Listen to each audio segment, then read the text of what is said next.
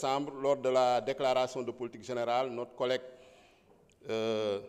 Tafsir Choy avait interpellé le Premier ministre sur les questions d'actualité et les questions orales, en tout cas sur la présence régulière du gouvernement à l'Assemblée nationale. Et donc, yaakaar naa ni le Premier ministre avait répondu favorablement, positivement, conformément au règlement intérieur, ñu koy rafetlu te di ñaan mu continuer ñu koy def régulièrement parce que c'est extrêmement important de communiquer avec le peuple. Parce que constitution bi lu mu wax rek mooy c'est le peuple qui est souverain te population sénégalaise moo ñu fi teg moo leen fi teg yéen itam président de la république ak gouvernement am dénk leen un mandat boo xam ne soxla nañu ay rupture soxla nañu ay changement soxla nañu transformation te pour yegg ci loolu il faut forcément prendre des mesures courageuses il faut forcément ñu ñeme wax dëgg askan wi te yaakaar naa ci yoon boobu ngeen nekk ñoo ngi leen di ci encourager. Cour des comptes confirmé na lu ngeen waxoon en tant que gouvernement génne woon ko ci rapport opposition bu fi nekk weddi woon ko Cour des comptes ñëw wax lu raw sax yéen lu ngeen présenté woon en termes de chiffres sur les finances publiques suñ jëlee la dette da ngeen ne woon autour de 84%, Cour des comptes dem ba ne 100%. Donc yaakaar naa ne ñuy remettre en cause rapport Cour des comptes dañu amatul argument parce que Cour des comptes kenn mënu remettre en cause crédibilité institution constitutionnelle la ay magistrats yu prêter serment la te lu am solo mooy tey ñoom ñii nga xam ne am nañu responsabilité ci mbir yu ñu wax ci crime budgétaire yu ñu wax ci njuuj njaaj yu ñu wax ñu ñëw expliquer wu yan si lan nañu sukkandiku pour daf ñaawteef yooyu mais malheureusement ils sont dans le déni ils sont également dans la politique de l'autruche ils sont également dans la fuite en avant comme nuñ ko tàmmee def tey gis nga les premières fourchettes et les premiers couteaux kenn gisu leen fi y a que les seconds couteaux ñoo fi toog ñëw di amuser la galerie donc ñu xam ne yaakaar naa ni loolu duut ci dara donc di wax ni opposition bi président de l'Assemblée nationale dafal leen loo xam ne règlement intérieur bi terew ko parce que assemblée consensus lay doxee mu jël daf leen faveur parce que dafa am ñu ko laaj non inscrits laaj tooñ nañ ko pour am plus de temps de parole ñun ñu jël suñu temps de parole ñu ne on ne s'oppose pas à ce qu'on augmente en tout cas le temps de parole c'est pour la démocratie c'est pour la diversité su fekkee nag déggoo woo leen seen biir loolu seen problème la parce que noonu la demee woon également pour le poste de vice-président lors de l'installation de l'Assemblée nationale. Maintenant lu ci am solo man premier ministre lu mu lay laaj mooy lu jëm ci population yi suñu ñu toll nii ñoo ngi ci phase de redressement dama bëgg nga xam laajte population bi peuple sénégalais nga xam ne moo ñu fi teg lan nañu xaar ci moom ban taxawaay la war am par rapport à cette situation de redressement. Je vous remercie. Honorable député Ayib Daffé, donc nous allons donner la parole au Premier ministre pour la dernière réponse. Vous avez 15 minutes.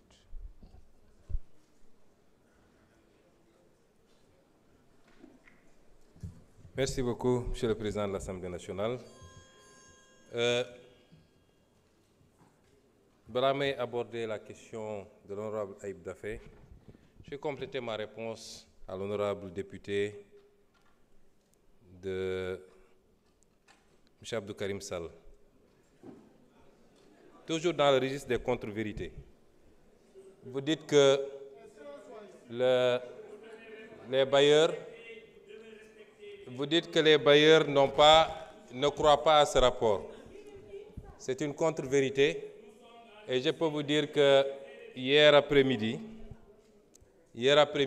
le ministre des Finances ici présent a... Monsieur le Président, vous voulez bloquer mon chrono? Allez, excusez-moi.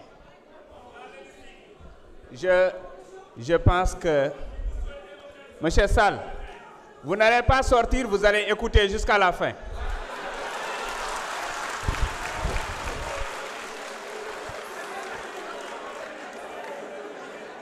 Vous savez, monsieur Sall,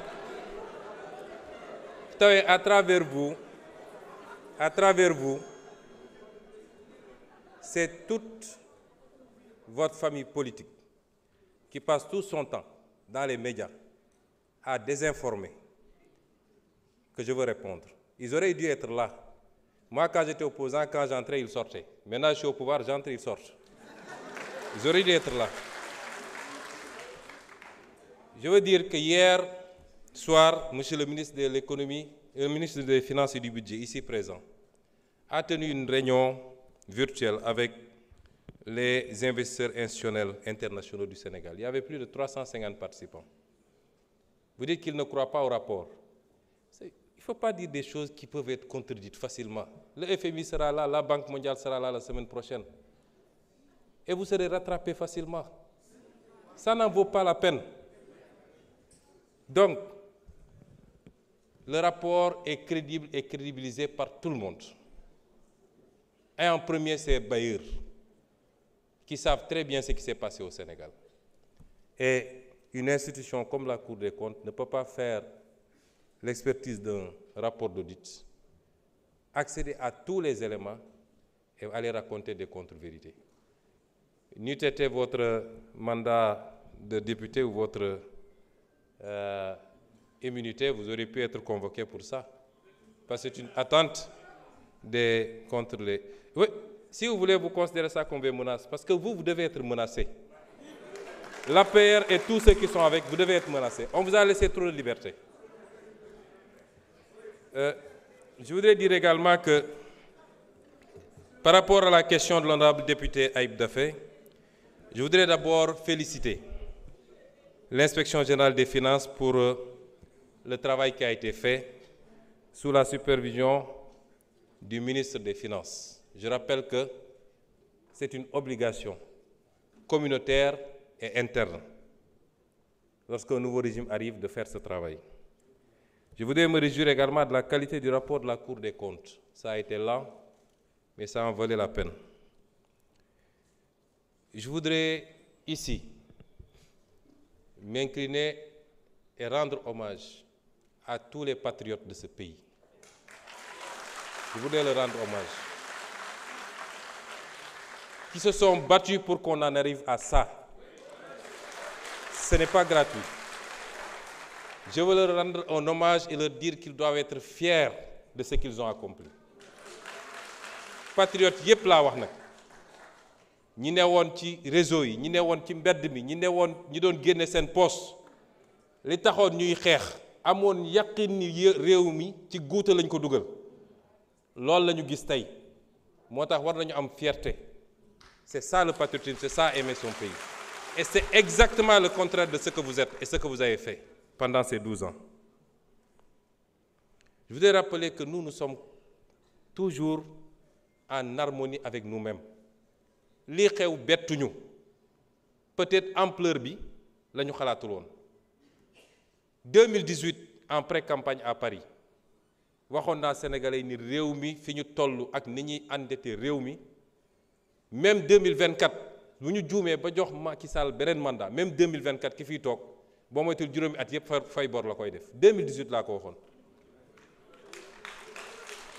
fii Assemblée nationale ñaata yoon laa fi taxaw Amadou Ba ministre des Finances Abdoulaye Daouda Diallo may leen tous vos chiffres sont faux wax leen Sénégalais yi dëgg ñaata yoon lañ ko wax fii tey lan moo feeñ kon lii bettuñu te dañoo def 2019 mars 2024 mais suñu remonté woon ba ci gannaaw ba mu gën a sori ñu gis ni yàgg na loolu nag lu tuuti la woon ci liñ doon alerter Sénégalais yi yéen bëgg ngeen ñu gaaw dépasser étape bi ñu suul ko bu ci kenn waxati déet dañ ci wax lan moo andi lii mooy état buy dund lu ëpp mën-mënam mooy état bu yàkkamti état boo xam ne obsession am yépp mooy prochain mandat loolu laa bëgg sénégalais ñu dindi ko fi sama déclaration politique générale bi ma def fii dama leen annoncé woon 7 ruptures bokk na ci la seconde rupture celle du passage d'une logique d'urgence et de saupoudrage à court terme à une logique de vision et de planification à long terme. réew kenn du ko tabax ci ñetti at, kenn du ko tabax ci 1 an, kenn du ko tabax ci 5 ans. li am solo mooy jamono joo nekk rek acte yi ñuy posé est-ce que bokk mi ngi jëm ci direction bi tabax structurellement un pays ba dara dootu ko yëngal. loolu nag la opposition bi bëgg a génne ci bopp Sénégalais yi su ñuy wax ay dund bi dafa cher ak sax yéen a seeral dund bi yéen a seeral dund bi ñun seeraluñu ko de ñun li ñuy def bu ñu ko defee d'ici quelque at dinañu xam ndax dund gi cher na am léet. Mais le message qu'on veut lancer aux populations, mooy laaj leen des résultats tout de suite, ce que vous n'avez pas été capable de faire en 12 ans. Et vous dites aux populations en 10 mois réclamer des résultats.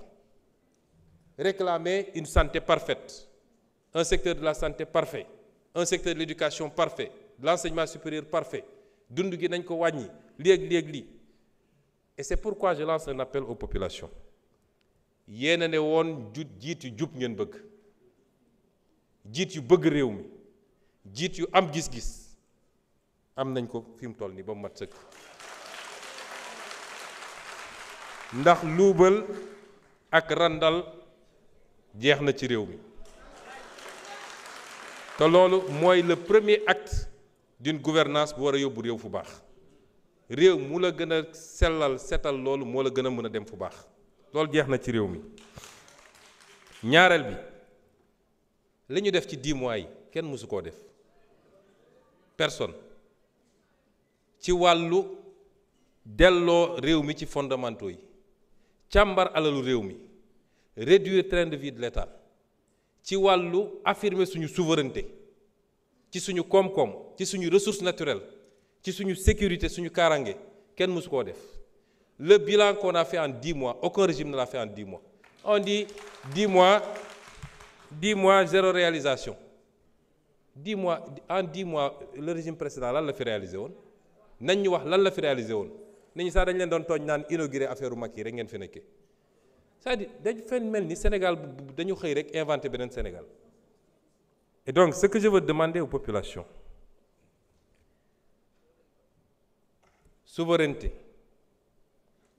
moom sa bopp développement dafa laaj ay sacrifice yooyu ñun jiital nañ suñu bopp ñun ñi yor nguur gi ñu ciy woo nag bépp sénégalais ak bépp sénégalaise ñu xam ni situation bi nu mu munti jaxasoo c'est pas encore eggaguñu foo xam ne mën nañ ne bàyyi nañ lépp ak yàlla def na ci askan wi ak ci réew mi les ressources qu'il faut pour qu'on prenne notre destin en main moo tax développement bi gën a gàtt am na benn président bu ko doon wax muy ki nga xam ne moo defar dëkk bi ñuy wax Singapour ne ci une génération ou 2 générations réew jóge na ci sous-développement nekk ci réew yi ñu gën a envoyé une génération ou 2 générations waxuñu 1 an ou 2 ans de mais day fekk